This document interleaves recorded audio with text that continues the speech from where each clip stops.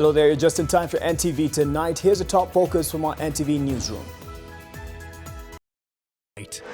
Has the long arm of the law caught up with Nairobi governor?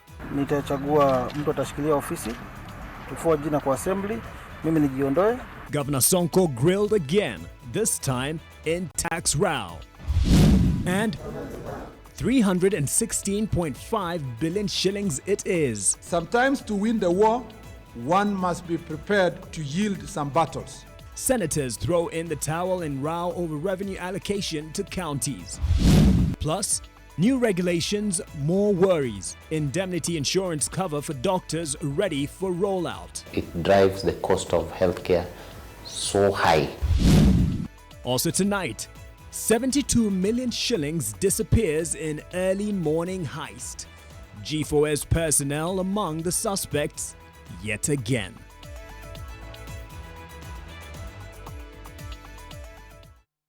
NTV Tonight with Masai. We're glad you're with us tonight. David Agondoa is helping me with the sign language interpretation. To the top story, Nairobi could have a new governor from tomorrow. In a surprise announcement, Governor Mike Sonko now says he will step aside once he names a deputy and hands over. Sonko is being investigated by the Ethics and Anti-Corruption Commission and the Kenya Revenue Authority. NTV's Charity Mwangi starts us off. The controversial governor's reign at City Hall could be coming to a premature end if he is to be believed. Vita ya ufisadi lazima ipiganwe, na tuwezi kusema sisi tunapigana na ufisadi na kama tumekuwa accused na ufisadi na bado tuko kazini. Hiyo ni ukweli. Tunapanga maneno kwa sababu tutakuwa na constitutional crisis. Nitachagua mtu atashikilia ofisi, tufua jina kwa assembly, mimi nijiondoe na uchunguzi ufanywe kwanza. Sonko spent the better part of the day in the company of the taxman, answering questions regarding his government's failure to remit employees' pay-as-you-earn deductions. Currently hatuna shida. Shida ni ile shida ambayo nimeinherit kutoka kwa serikali ile ilikuwa mbele yangu. Current hatuna shida. Including salary tumelipa juzi, tumelipa paka pay-as-you-earn. Tulipa salary tarehe 25 na pay-as-you-earn tukaremit. Kidogo tu ni withholding tax around 50 million in this current month. Month imeisha and we're ready to pay. The governor's wars started earlier in the week, with the Ethics and Anti-Corruption Commission throwing the first punch. The commission has since Tuesday been interrogating alleged tendering irregularities at City Hall. We do not have control over the procurement processes in the county. That is being done by procurement officers and accounting officers. Nairobi County has no deputy governor and its assembly has no substantive speaker. Observers say with such a scenario, a constitutional crisis would be likely should the governor be unable to perform his role. Naibu governor unamchagua lini? Kesho. All eyes are now on City Hall as the man who has been running the show faces possible replacement. Charity Mwangi, NTV. As we look forward to that, let's look a bit deeper into the tax evasion issue. And the Kenya Revenue Authority will be stirring up a storm in the next 2 weeks as it goes after other county governors who have failed to remit over 13 billion shillings in taxes. These counties have shockingly been pocketing their staff's pay-as-you-earn or payee, putting their employees at risk of being deemed non-compliant. Lilian Kiari had talked to KRA's commissioner in charge of demands on what their demands of the governors are. These smiles are soon set to be wiped off their faces. In the next 2 weeks, the taxman is set to raise hell for county governors who have been withholding taxes from it.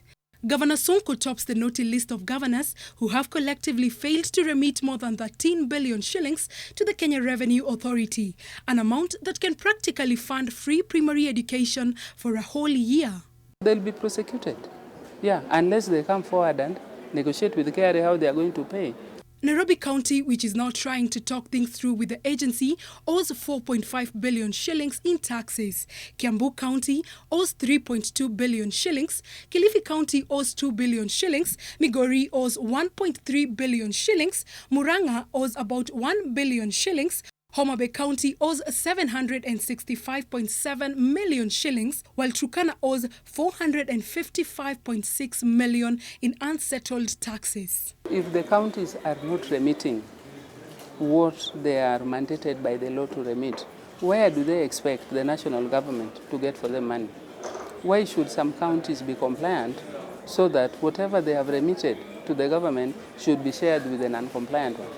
KRA says that the counties have been deducting pay-as-you-earn from their employees and pocketing it. It creates a big problem for the employees, especially when it comes to now the tax status of that employee is being established. It will be the employees non-compliant. So it's very unfair for them to deduct and not remit. This in turn means that most county staff in Nairobi and Kiambu counties cannot be able to apply for government tenders or even run for a public office with these monies hanging on their heads. The authority is also looking at recovering tax due from payments which were made to county service providers and contractors. This includes value-added tax and income tax on profits, particularly when counties pay the service providers huge sums of money and fail to disclose these for tax purposes. The tax we are talking about is not something which was incurred yesterday or last month. It is something which has been building up. The Kenya Revenue Authority has rubbished claims by some counties, such as Nairobi and Kiambu, that this money was accumulated during the first term of devolution, asserting that this culture of non-compliance has just been carried over. In some instances, Kenya Revenue officers sent over 16 notices, which were ignored by these counties, and sometimes when they called these governors, they were dismissed, these governors telling them to call the previous governors. Lillian Kiarie, NTV. To his supporters, I'm talking about Nairobi Governor Mike Sonko, he is the savior they needed to help restore the sanity and lost glory of Nairobi, thanks to his abrasive, hands-on and bullish nature. But to his critics, his election to succeed the suave and boardroom-groomed Evans Kidero was the biggest mistake Nairobians ever made. And so they've had to contend with the chaos that has characterized his tenure. So just who is right? NTV's Silas Apollo reports. When Mike Mbuvi Sonko declared his interest for the Nairobi governorship seat, many doubted his chances. First, it was a question of whether he had the right skills to run the city county, and two, whether his streetwise character would endear him to city dwellers all. But to the chagrin of his critics, Sonko not only won the Jubilee Party ticket, but also the seat, beating former governor Evans Kidero. The Sonko win was majorly tied to what his critics termed as his abrasive, combative and flamboyant character. For others, it was his now infamous tactics of blackmail.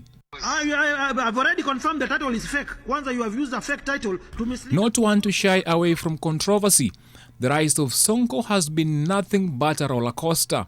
From fist fight with fellow politicians, to public insults, and even making pronouncements that many may consider so unpopular. Deputy President William Ruto of France, I am number 3 in command, politically, intellectually and socially. I am now the acting president of the Republic of Kenya. Sonko's antics have even drawn his once political friend to an enemy. Mwingine mwazimu anaamuka safari moja kusema ati hamwezi kuja Nairobi. Kwani Nairobi ni kwake? Si watu wajue Nairobi ni kwa kila mtu. Sonko has been accused of running a one-man show after falling out with county leaders, the latest being woman representative Esther Passaris. He currently runs the county without a deputy governor, and some county executive committee member positions are also vacant. He says that he should be celebrated for the planting of grass in the city and for erecting statues of lions. Some argue that he could just be right. I have used my resources because Nairobi is in my heart. Nairobi is in my blood. Hii pesa yenye ilitumika hapo kwa hizo sanamu za lions, hiyo pesa ingetumika kutengeneza kuna parapara my estates imeharibika. And as the accusations and counter-accusations continue, it is not in doubt that the greatest casualties are the electorates who argue that they have been deprived of services. Silas Apollo, NTV. Senators have conceded defeat in their quest to force an increased budgetary allocation to counties. They have now instructed their representatives at the mediation committee to accept what's on offer, but also accuse the members of National Assembly of weakening devolution. NTV's political affairs reporter Kennedy Moreidi with the details. For 2 hours Thursday afternoon, senators were holed up in their chambers, discussing the current stalemate on the division of revenue and mulling over an imminent shutdown in the counties. On the table was the status of negotiations at the mediation committee that has met 5 times with no tangible headway amid claims of bullying by members of the National Assembly. When the over 40 senators came out, there were laughs laced with undertones of opposition forced on them. NTV has learnt the meeting was stormy. There was a prepared statement read out by the majority and minority leaders. The Senate, following a meeting held today, 5th September 2019, has made the painful but patriotic decision to advise our negotiators at the ongoing mediation process to agree to the allocation of the 316.5 billion as the equitable share of the nationally raised revenue to be allocated to the counties. Opinion was divided on how much should go to counties as the shareable revenue, with the House leadership pushing for the adoption of the 316.5 billion shillings, while at least 6 members dissented. We take solace in the fact that sometimes to win the war, one must be prepared to yield some battles. The Senate says it has played its role as the custodian of devolution well, accusing the National Assembly of treachery. The National Assembly has throughout this process arrogated to itself the role of the defender and protector of the position of interest of national government without any regard to the county governments. Though senators contend that they have been able to move the amount from 310 billion shillings to 316.5 billion shillings, records show that in the last financial year, counties were able to receive 314 billion shillings. Thus, in this financial year, they will be getting a paltry 2.5 billion shillings, and that is what governors are not happy about. While the national government would enjoy a whopping 13.98% increase in the allocation of revenue in the financial year 2019-2020, the county government's percentage increase would be a mere 0.79%. The Senate intends to continue with the matter it has filed in the courts, seeking to have its role in budget making entrenched in law. Kennedy Moreidi, NTV. To something you're more likely to see in the movies and not in everyday life. Police in Langata are holding 6 suspects, including employees of security company G4S, after thieves impersonating police officers stole 72 million shillings from the Standard Chartered Bank. The G4S personnel had collected money from their headquarters on Witu Road and were taking it to Standard Chartered's Nairobi West branch, but on arrival, the officers turned out to be criminals who demanded part of the money. 1,500 hours at the OB desk Langata Police Station, G4S personnel are taken through the paces by the officers on duty hours after the latest heist involving the firm that was executed in the middle of a busy Nairobi West street in the light of day. Police say the team had collected the cash from G4S headquarters on Witu Road with 3 men who appeared to be police officers. A report from Langata Police Station said the cash was picked up at around 6 a.m. When they arrived at the Standard Chartered Bank ATM in Nairobi West, the G4S team called their headquarters for the password to reload cash into the machine. The imposters escorted them with 2 vehicles, one at the front and another at the back. Langata OCPD Gregory Mutiso told NTV that CCTV footage obtained from the scene of crime is a key piece of the puzzle as police try to identify the individuals who were dressed as police officers but turned out to be villains who escaped with 13 bags loaded with the 72 million shillings. Police say some of the gunny bags were recovered in Kikuyu as detectives were still searching for other leads at the ATM late Thursday evening. Police say the crew that was involved in the movement of the cash will be questioned. Investigators also say that the G4S personnel reported the matter long after the car had left the scene. There has been a number of other heists involving the firm reported in other parts of the country. Leila Mohammed, NTV. Investigators should probably watch that series Money Heist or La Casa de Papel. Little wonder that there's actually a character called Nairobi in that particular one. People are joking online that this is season 4 of Money Heist at play. Anyway, still on the crime beat, a senior police officer was last night shot dead in Riruta, Nairobi by his colleagues after disagreement with colleagues who were on patrol in Kawangware, Nairobi at around 3 a.m. Benson Ndeche, who was in charge of operations within Dagoretti South and was allegedly drunk at the time of the incident, had threatened to shoot at the Boda Boda riders at the Coast Area bus stop in Kawangware. The riders alerted the officers on patrol, who responded immediately and ordered the officer to surrender, but he shot at them. He injured an officer, on his left arm before the other officers overpowered him, and he was shot 5 times and thereafter rushed to the Nairobi Women's Hospital on Ngong Road, where he was pronounced dead on arrival. One of the police officers involved in the scuffle was also injured and is receiving treatment at the same hospital.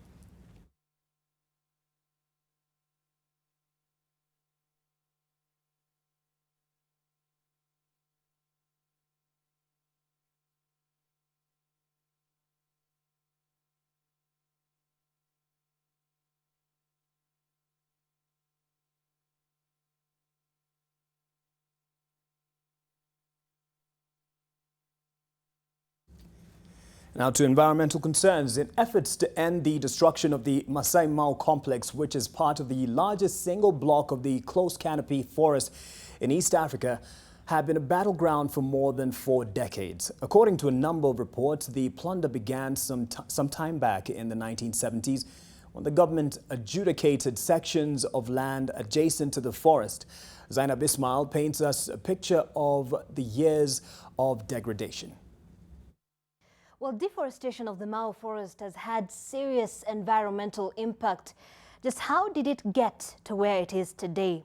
I'll show you. These trees right here will represent the Mau forest. In the 1970s, it was a plush and healthy forest before the government declared 5 adjudication sections adjacent to the forest. Between 1973 and 1986, some 14,805 hectares of forest outside the Masai Mau was destroyed. Then the Tutu Commission recommended to reclaim some of these areas, among them the Olposimoru A, temporarily slowed down the destruction. But fast forward to the late 90s, when land groups were allowed to further subdivide the land among their members for the issuance of title deeds. That decision saw a further 17,101 hectares of the forest land destroyed.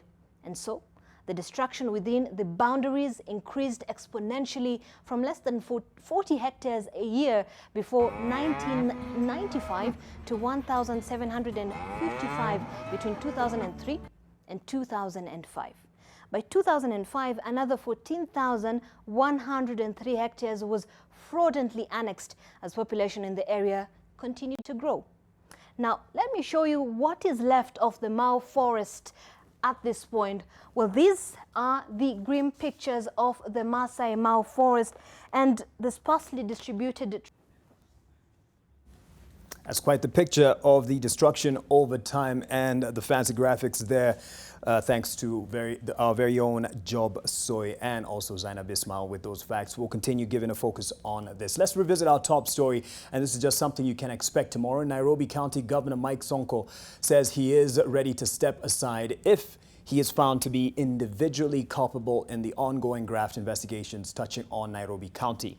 After hours of questioning, the governor, emerging from the Kenya Revenue Authority offices at Upper Hill in Nairobi, stated he was ready to carry his own cross and resign to allow for investigations. In our Daily Nation tomorrow, find out the possible fate of the once favorite governor and the implications of the leadership gap in the country's capital.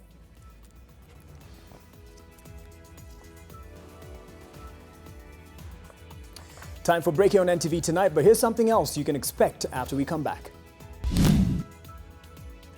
Now, new regulations, more worries. Indemnity insurance cover for doctors is ready for rollout, but what does it mean for patients?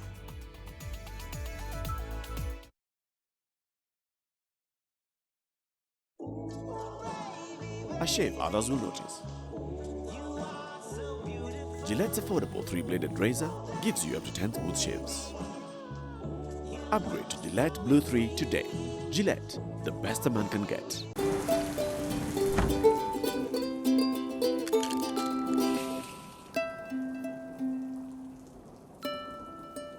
Breakfast is not complete without the new Minute Maid NutriDefense's Nectar Plus.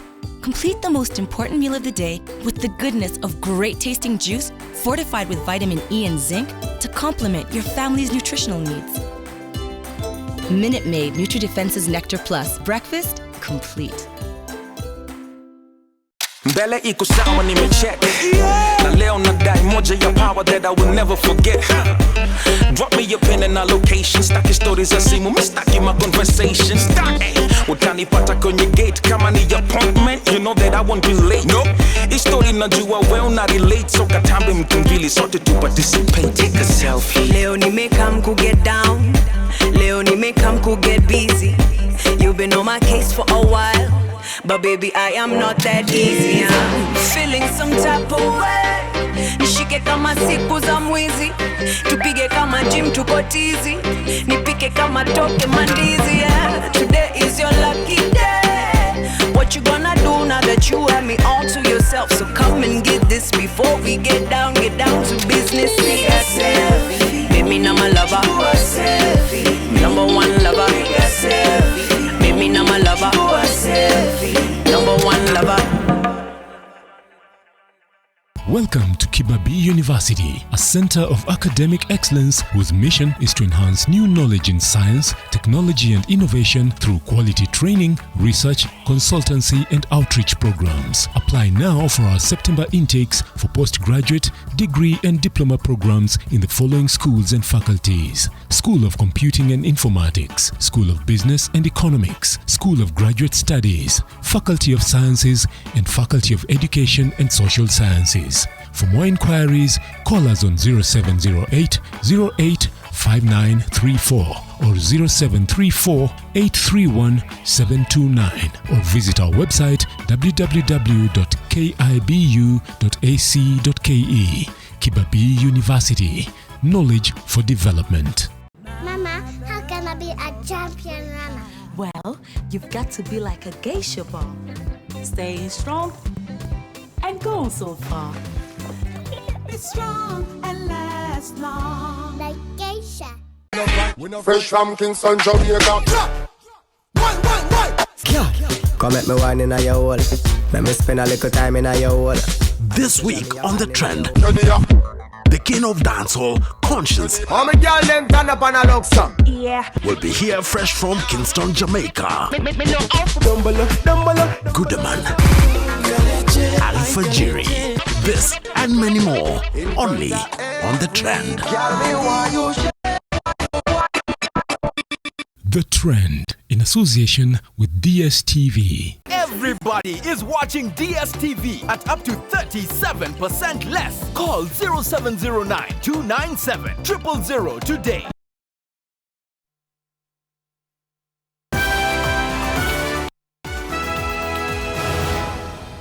Welcome back. The Kenya Union of Post-Primary Education Teachers wants the Ministry of Education and the National Treasury to release 10 billion shillings to facilitate the running of schools for this term. The union says the delays are threatening both the operations and stability of primary and secondary schools across the country. 2 weeks into the 9-week third term of this year's school calendar, but things aren't running as smoothly as they ought to in public schools. The National Treasury is yet to release the funds to facilitate school operations. Not a single school has received the funds for the third term. Many schools are yet to receive the funds for the second term due to the inefficiencies of the National Education Management Information System.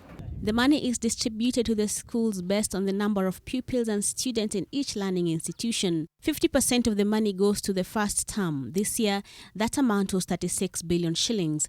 30% is released in the second term. 29 billion shillings was released in May.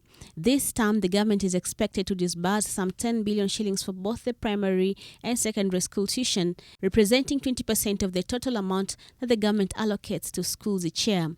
None of that has been sent to school accounts, and now learning and crucial exams are at stake. It means that if there are any procurement issues to be addressed towards managing schools, it is going to be impossible to do. And that means that schools are running like somebody's kiosk. The most affected schools are those at the sub-county level, most of which are day schools. The boarding schools are surviving on boarding fees. The day schools have no crutches to stand on. The ministry has in the past blamed the delays in disbursing money to schools to the failure by the National Education Management Information System, NEMIS, to provide the actual figures of enrollment in both primary and secondary schools. I've already indicated to you that NEMIS had been designed to fail because it appears some people at the ministry are hell-bent to ensure that the process of capitation does not succeed in giving the correct data, and therefore some schools cannot get capitation. The teaching fraternity is now fearful that candidates preparing to sit the exams in a month's time are likely to be most affected. The funds are also meant to help schools purchase the necessary materials for the exams, especially for secondary school students. Brenda Wanga, NTV. You may have to pay more on medical insurance claims when starting January, doctors and hospitals take up the compulsory professional indemnity insurance to compensate victims of medical malpractice. The cover seeks to ensure that if a claim of malpractice or negligence is made, healthcare professionals can meet the cost of any compensation awards. But there are concerns this could also raise the cost of healthcare. Eunice Omolo explains. The cost of negligence by a number of doctors has left a trail of painful experience among families. Many hospitals have had to pay millions of shillings for their doctors' blunders. Now, doctors and hospitals will be required to take insurance cover to compensating victims of medical malpractice as outlined in the Health Laws Amendment Act. That indemnity cover is either from the doctor himself or from the institution. And we shall make sure that hospitals' licenses are not processed, both public and private, unless they give us a copy of the indemnity cover for their institution. The indemnity cover aims at taking care of any compensation in the event of any eventuality during the handling of patients. And the way the indemnity is being framed in Kenya is, I think, narrow, and I think it's not going to be useful because they want to indemnify the doctor, but you see we are having problems of fake medicines, for example. So they are not indemnifying you against fake medicines. They want to indemnify the doctor, but they are not indemnifying you against a machine that is faulty in the hospital. But this insurance demand has raised concern about a probable increase in the cost of medical services. It drives the cost of healthcare so high. So in our private practice, in the private sector in Kenya, already people are complaining that the cost of seeking care here is twice that of going to India. It will even be 4 times if you start introducing things like indemnity. If the cost of insurance claims escalates, the only way that insurance companies or the providers of the medical insurance cover would respond to that increased cost of medical claims is probably to look at a possibility of adjusting the premiums.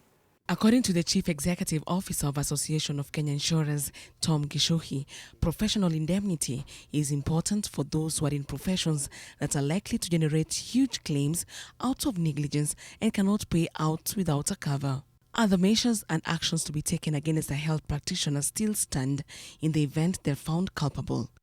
This may include removal from the register, suspension of licenses up to 12 months, or even jail time if sentenced, or even the closure of health facilities. Despite the concerns on the compulsory professional indemnity cover for doctors and health facilities, that it is going to trickle down an increase in the cost of medical care for the patients, the board insists that this is one of the ways to safeguard the patients against lack of compensation in case of a proven malpractice. Eunice Omolo, NTV, Nairobi. To politics now, the ODM party has ruled out a direct nomination of any candidate for the Kibra by-election, saying it will subject all aspirants to the ballot. ODM National Elections Board Chairman Judith Pareno says each of the 10 aspirants will get a fair chance. Meanwhile, the Jubilee Party has whipped some of the dissenters into supporting the party's choice of candidate. NTV's Silas Apollo reports on the contest that seems to be attracting headlines. After days of uncertainty on the criteria the ODM party will use to settle on a candidate for the Kibra by-election, its officials now say that such a decision will be on members of the party. We have more than two police officers in every polling station. Every stream will have more than 2 police officers, as discussed with the security people. And we'll also have patrols to ensure that all is smooth. ODM has a list of 10 candidates to choose from in the Saturday selection process, an exercise whose consequence will determine its chances of winning the seat. Pareno says that each of them will be given a fair chance and dismiss claims that the party and some of its senior officials had a preferred candidate. Whoever is cheating out there that we have already given a ticket to so and so, I told them it is not under my hand and signature. The confirmation ends days of anxiety within the party, which will face off with the ruling Jubilee Party for the seat.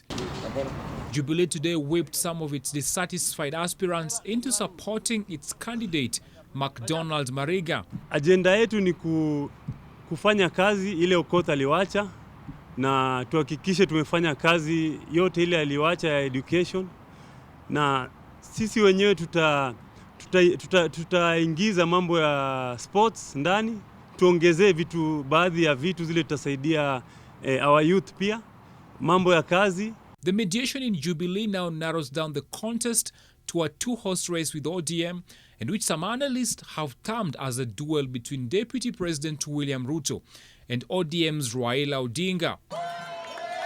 Some analysts argue that a win for Jubilee, or should it bag a considerable number of votes, could boost its confidence ahead of the 2022 vote.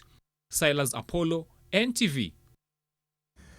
Police in Kisumu County have launched a manhunt for a suspect who is alleged to have murdered and later buried a middle-aged man at his home in Lela, Ahero. This is after the body of a man identified as Stephen Onyango, who had gone missing 2 weeks ago, was retrieved from a pit near his home. Okokusa reports. The deadly discovery triggered a deadly reaction which saw irate villagers set on fire 4 houses belonging to the suspect. They claimed that an unpleasant smell emanating from this ditch dug behind one of the houses belonging to the suspect aroused their suspicion. Tulipoing'oa tukapata ni ile mwili wa yule kijana ambao tulikuwa tunamtafuta wiki iliyopita. We retrieved the body and it was positively identified by the family members that it was the one of Onyango who went missing on 24th of August. The suspect is said to have escaped narrowly the wrath of the dead man's relatives after he caught wind of the ambush. Huyu mtu mwenye alikuwa anaishi kwa hii nyumba mnaona hapa aliua mtu akaingiza kwa choo. Sasa sisi tulikuwa tunaomba usalama wetu ni mbaya zaidi hapa. This morning, an excavator was brought in to dig the area in search of more bodies after word went round that several graves were spotted within the home. However, nothing was discovered. Police have launched investigation into the incident, even as residents expressed concern over their security. Okokusa, NTV, Kisumu. And now with news from the courts, and wife of missing Dutch businessman Top Cohen moved to the High Court today to seek a review of the magistrate's decision to detain her for 5 more days as police continue investigations into her husband's disappearance. Through lawyer Philip Murgor, Sarah Wairimo said the decision to detain her was illegal. She pleaded with the court to release her on bail or bond. Her lawyer argued that no evidence was presented before the court to prove that she was a flight risk. Cohen was last seen in a club in Westlands where he is said to have had lunch with 2 women on the day he is said to have disappeared. Now, elsewhere, the prosecution says it's not ready to begin the trial against businessman Humphrey Kariuki and others in their tax fraud cases. Assistant Director of Public Prosecutions Vincent Monda today asked a Nairobi court to give them 21 more days to supply witness statements and other documents in the cases. Chief Magistrate Martha Mutuku directed the prosecution to serve the defense the documents before the 20th of September. That's not all from the courts. 3 DNA test results have confirmed that the late Kibra MP Ken Okoth was indeed the father of Nairobi MCA and Dhumbi's 4-year-old son. Lawyer Danstan Omari on Thursday said 3 samples from 3 local and international labs were taken and tested. Kemri confirmed that the chances of Okoth being the father of Dhumbi's son were 99.99%. Dhumbi had moved to court to have Okoth's family recognize his son as his and involve him in the burial arrangements. The lawyers will serve the test results to the widow of the late MP and his mother, and the court will give further directions on the 18th of September.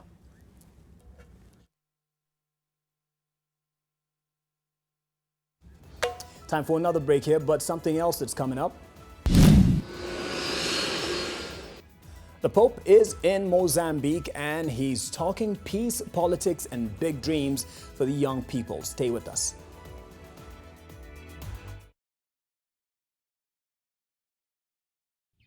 The University of Nairobi is receiving applications for the September 2019 intake. Interested applicants should apply online at application.uonbi.ac.ke. Choose a course from its diverse market-driven and internationally recognized programs in undergraduate, postgraduate, and fellowship programs in arts, business, economics, journalism and mass communication, education, project planning and management, computer science, medicine, among many others. For more detail, visit our website www.uonbi.ac.ke. The University of Nairobi, a world-class university committed to scholarly excellence.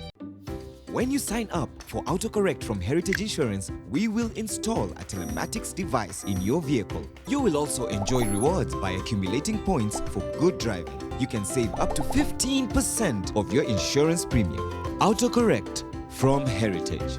For more, SMS autocorrect to 22922 or visit autocorrect.heritageinsurance.co.ke. Ukamwambia aje? Naye akakwambia aje? Na ulimjibu? Nani wanalia hapo nyuma? Ni mtoto. Usikate, mpatie simu. Hello, Junior. Okay. Patia mama simu. Cheki usikate. Usikate, ongea sana. Usikate. Wakenya, happy tuna stories. Story bonus imerudi na madrama na mavideo. Ongea zaidi au ongeza bado skolani yako ujipatie 200% story bonus plus 200 MB YouTube free kila siku. Witinesa. Ona lazima uone. Usikate pata soroko. Nawe kila wakati. Now, you can get your Uber ride with a phone call. Call 0800 722 000 to ride. Who wants to answer? Mary? Mary has a toothache. Oh, I see. And who knows why? Because her tooth is too big. No, it might be a hole in her tooth called a cavity. That's why I brush twice a day using Colgate. Imagine this is your tooth and these are food acids that cause cavities. Colgate with calcium and fluoride helps prevent cavities For maximum cavity protection. and now available in a 12-gram sachet for fresh breath. Only 15 shillings.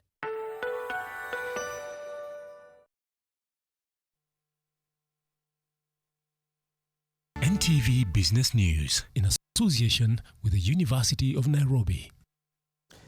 It is time to get down to business. Welcome. I am Julian Samboko and In the rift, the introduction of new land rates by the county government of Uasin Gishu is now a matter that may be headed to the corridors of justice after landowners and traders threaten to block the new charges, which have been increased by over 600%. Traders and the landowners who held a crisis meeting in Eldoret on Thursday opposed the new land rates and accused the county government of failure to involve the public in the decision-making process as required by law. For half an acre in Kimumu area, a few kilometers from Eldoret town, where landowners have been paying 3,400 shillings per annum as land rates, they will now be forced to part with 24,000 shillings. Pesa ile waliwekea mimi ni 900 million kwa 18 acres. They need to go back and say, this land that was paying 600, what is the consideration? What are the people able to pay? And then when it's acceptable, we'll all be owning this town and we'll all be moving on the same step for development. Hii bei imewekwa pale haistahili. Mtu mmoja ama wawili waezi keti waamue kaunti ya Uasin Gishu watu watalipa namna gani. And let's talk about matters tech. The evolution of threats to cyberspace now means that firms that rely heavily on technology have to remain proactive in seeking solutions that keep threats at bay. NTV's Victor Kiprop spoke exclusively to David Weston, the founder of Microsoft's Red Team, which deliberately hacks into a company's system to identify the prevailing vulnerabilities in order to plug them. Here is this report from Johannesburg, South Africa. Every day, organizations across Kenya spend valuable time and resources defending themselves against and seeking to recover from cyber attacks. It is estimated that Kenya lost over 30 billion shillings to cyber-based attacks last year alone. But David Weston, Microsoft's operating system partner director, tells me the losses incurred could be cut down significantly if businesses develop proactive solutions to address the potential threats. They allow us to test our products and make sure they're secure before they are shipped out to customers, where the world's cyber criminals and attackers will actually test them in the same way. Once their deliberate attack has been fully executed, the Red Team then uses the information gathered to identify and build disruptors to block the potential attacks. It is an ingenious strategy that mimics how the human body is trained to resist diseases through the use of vaccines. To wait for real-world attacks to happen, work with a customer or a report to analyze that real-world incident, and then fix things. Now that works fairly well, but the issue is someone has to be information to deal with. Ransomware, a malicious software that blocks users' access to normal interaction with their gadgets until a payment is made, continues to gain popularity among cybercriminals, even as a new report by the United Nations indicated that only 4 in every 10 internet users in Kenya are concerned about their privacy online. So is it really possible to stay safe on the internet? Despite all of the doom and gloom that we see with repeated reports, there's actually a lot of positivity out there. Many more educated users, a lot more cyber professionals being produced every year. At a time when Kenya's cybersecurity risk is rising due to increased adoption of technology by financial services providers, experts argue that adoption of proactive solutions is the only way that organizations can keep abreast with the increasingly sophisticated attacks. Victor Kiprop, NTV Business, Johannesburg, South Africa. And Taita Taveta County is hoping to attract more international and local tourists following the unveiling of a plaque at a memorial in honor of an Australian soldier who volunteered in the World War I and died in Mactau. During the 1915 battle between the Germans and the British at Mactau Hill in Taita Taveta, wounded Lieutenant William Dartnell insisted on being left behind and continued firing at the Germans to give room for his fellow wounded soldiers to be evacuated. Stakeholders in the region now anticipate more tourist arrivals in the county owing to that and other attractions ahead of the World War I commemoration, which will take place between the 23rd and 25th of November this year.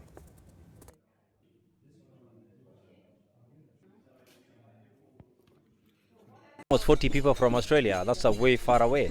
And yes, there are people around the world, whether it's Scotland, whether it's UK, whether it is Ireland, whether it's Germany, with the US. All these people are interested. Even the French, the Belgians, all took part in the war. And they would like to come and participate and see what happened in this part of the world. And the public, that is you and I, has until the 20th of September to submit comments on the proposed Social Assistance Fund regulations published by the National Treasury. The Social Assistance Fund is designed to provide funding for the provision of social assistance to the poor and the vulnerable persons in the society. The regulations provide that the fund shall be governed by a board whose chairperson will be a presidential appointee. The regulations further provide that persons in need include poor and orphans and vulnerable children, poor elderly persons, poor persons with disability, and persons in extreme poverty. The fund has an initial capital of 2 billion shillings as appropriated by the National Treasury in the current financial year. The feedback can be posted through the email ps@treasury.go.ke. A social protection program for the elderly, that is the older persons cash transfer, which was started in 2007, continues to experience hiccups in its implementation.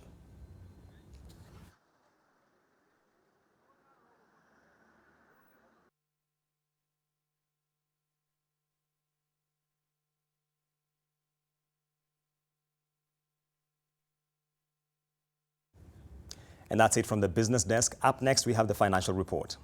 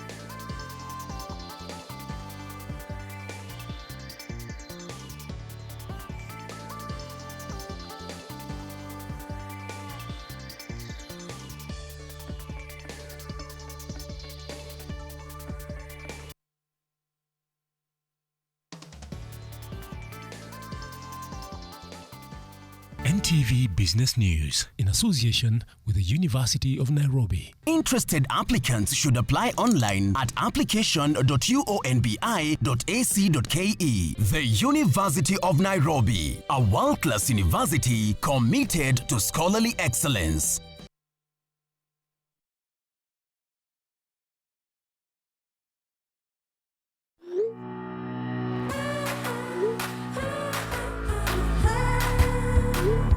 When it comes to pimple care, Acne's Creamy Wash contains multiple vitamins and removes excessive oil and dirt.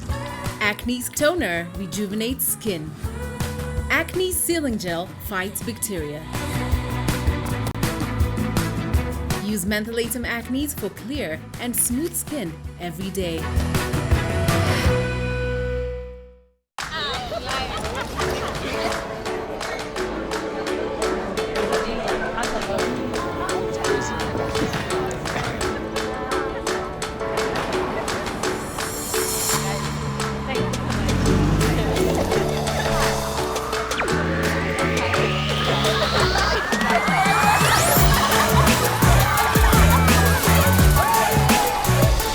Anything crazy without your friends.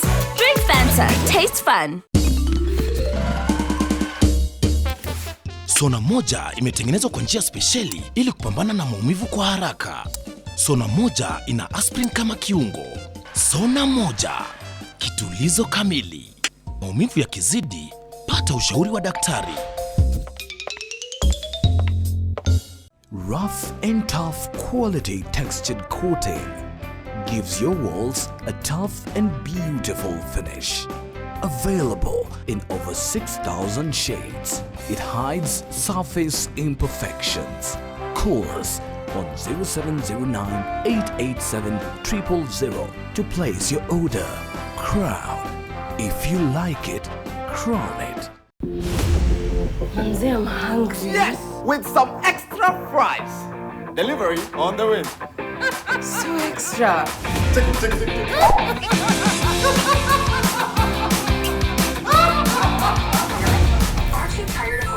No.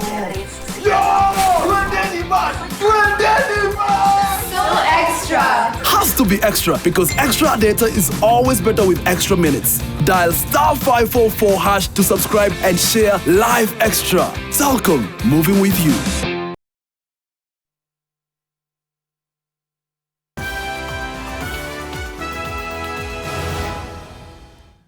Let's take you back to the focus on the Mau evictions. And despite the government's directive to reopen the schools within the Masai Mau forest, many parents in the area neighboring the operation are skeptical of taking their children back to school. And as NTV's Bridget Sngana reports, some schools have remained shut.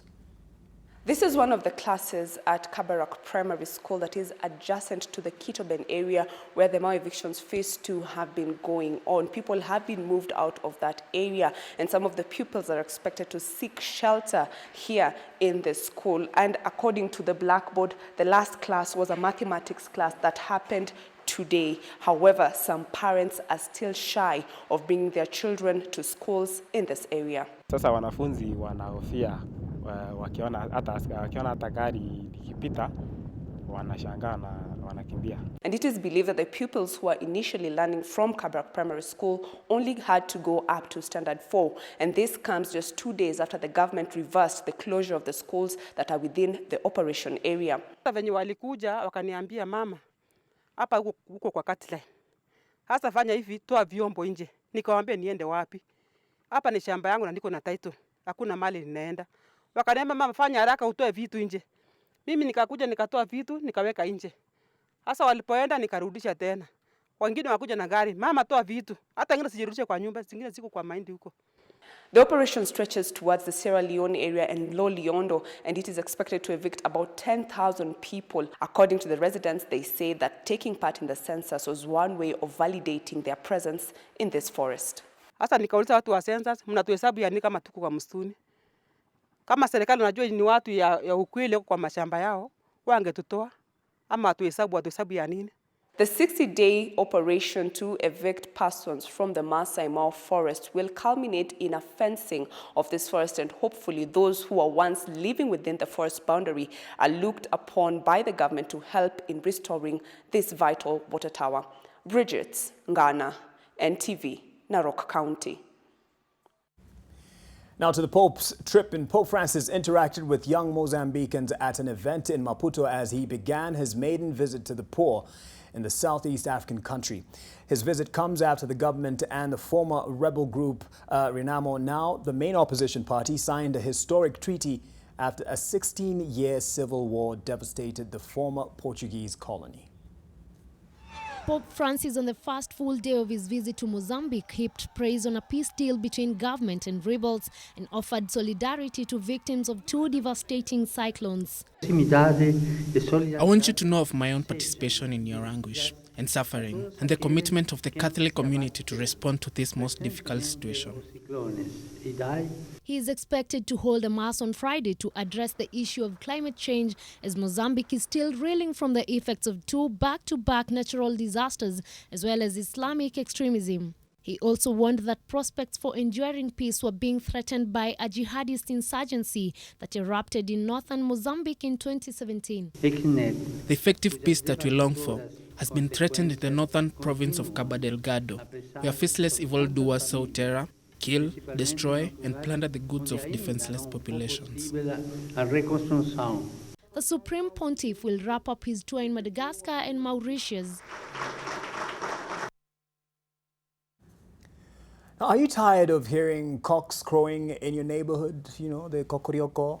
Well, if you are, then go to court. That's what a French couple did, and they took their neighbor, who is the owner of the cockerel, to court.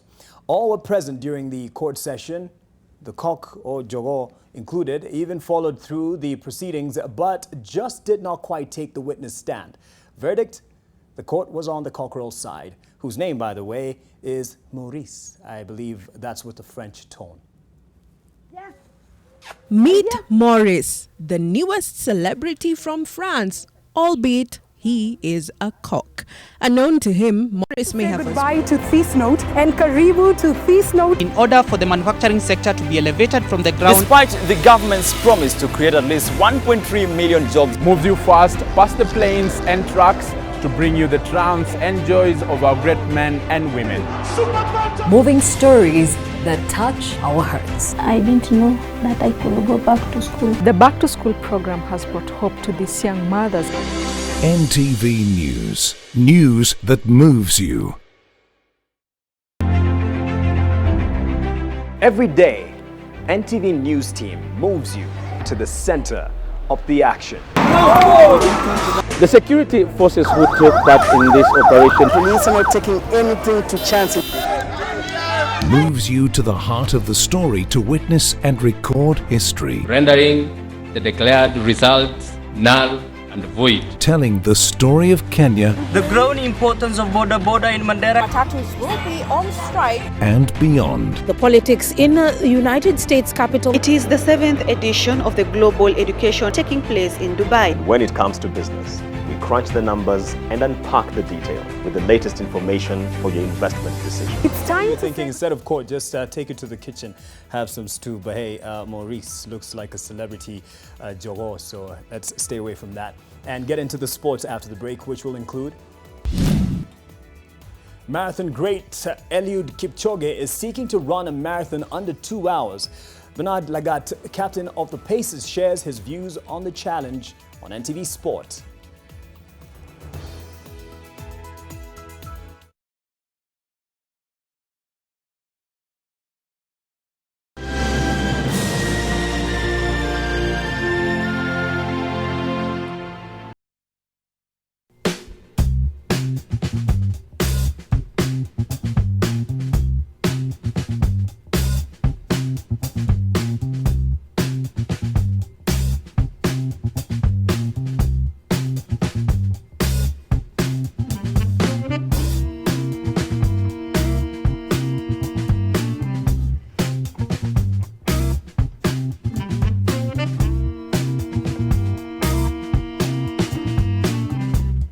Nation FM.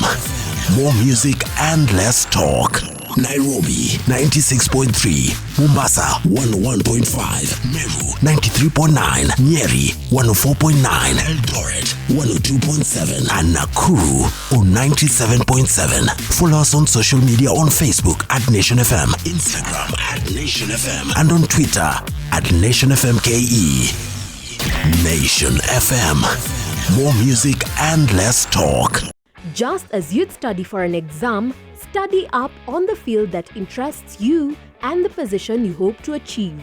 Knowing the ins and outs of your preferred career path will help you enter the job market with eyes wide open. September 2019 intake is ongoing for the following CBET courses: simple automation, lathe machine operator, manual metal arc welding, among others. Apply now and enjoy reduced tuition fee. The Nyeri National Polytechnic, excel in skills and technology. Fresh from Kingston, Jamaica. Come at me wine in your hole. Let me spend a little time in your hole. This week on The Trend, the king of dancehall, Conscience, will be here fresh from Kingston, Jamaica. Bahati. This and many more, only on The Trend.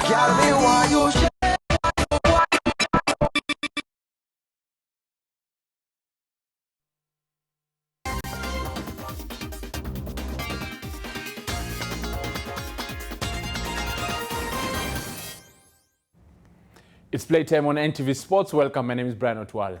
Harambee Stars coach Francis Kimanzi is optimistic that Kenya will beat Uganda on Sunday in an international friendly match which will be played at the Kasarani Stadium. Kimanzi has appointed striker Michael Olunga to be the captain, and he will be assisted by defender Joash Onyango. Joshua Makori attended today's training and filed this report.